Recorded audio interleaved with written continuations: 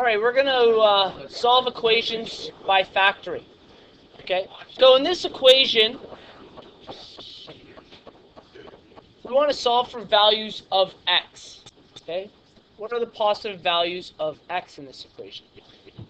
What we're going to do is, in order to do this, we need to set this equal to 0.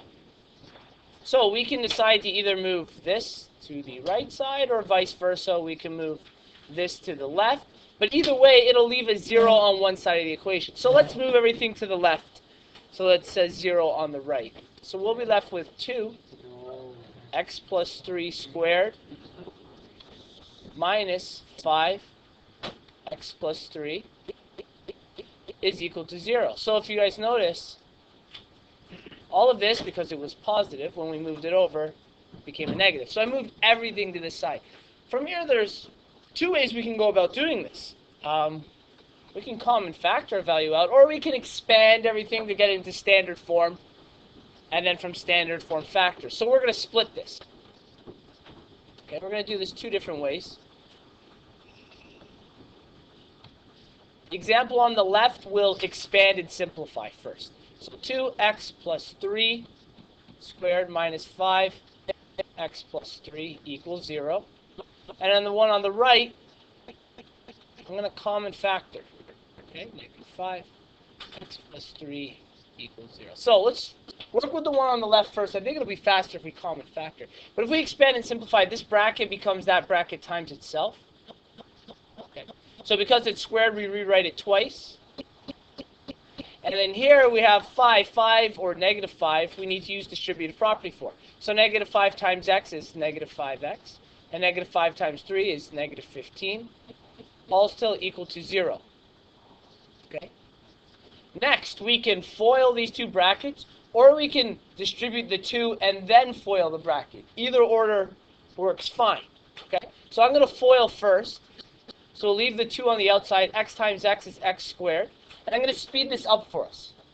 X times 3 is 3x. 3 times x is 3x. What is 3x and 3x? 6.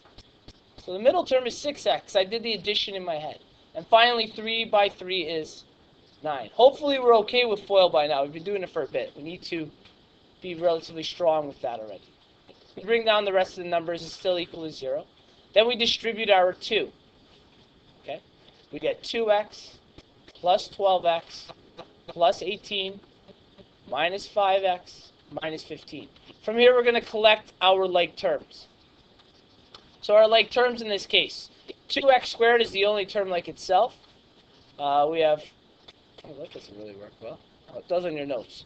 12x and negative 5x go together.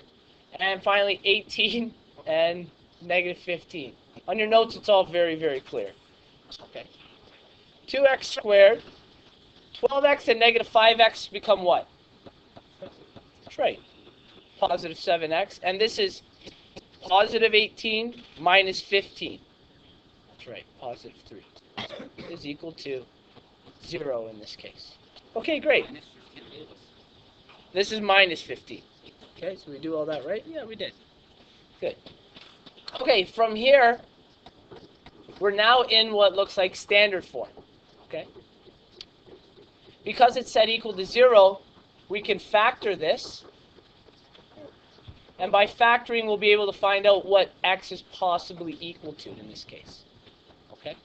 So we write down the factors of 2 are 2 and 1, and factors of 3 are 3 and 1. Okay, we know they need to multiply to our b value, which is positive 7. So what values do you think we'll use? 2 by 3 and 1 by 1, that's going to give us 6 and 1. Do they add to 7? Yep, so we know they're both going to be positive. So when we go to put it into brackets, okay, and again, it's still going to be equal to 0. We have 2 and 1, so we'll have 2x and 1x, or just x. Because we multiply 2 by positive 3, they go in opposite brackets, so the positive 3 goes in this bracket, and the positive 1 goes to this bracket. From here, because it's multiplied to equal 0, we split the equation. 0 equals 2x plus 1. 0 equals x plus 3. And we solve. What will x be in this case? We move 3 over. Negative 3. This one's a little harder. I move 1 over. What does it become? -1 for x. Yeah. And then how do we get x by itself? So -1 over 2, or -1/2 is our answer. Yeah. So a little more work here. We had to expand and simplify to get to standard form. Then from standard form we factored, and we got our x values, which are -3 or -1/2. And our other example here, what I want you guys to notice is these are actually common factors, x plus 3. So I can factor out x plus 3. Okay? I'm going to factor that out, x plus 3. And what will be left in those brackets will be 2. And when I divide this by x plus 3, because it's technically squared up here, the square disappears and we're just left with x plus 3. When I factor it out here, what is left? Just -5. Okay? So this is a little different from what we're used to working with in algebra. Okay? We've factored out, or common factored out, that x plus 3. Now, this bracket on the right, we're going to expand that bracket on the right. Okay? This gives us x plus 3 still, outside.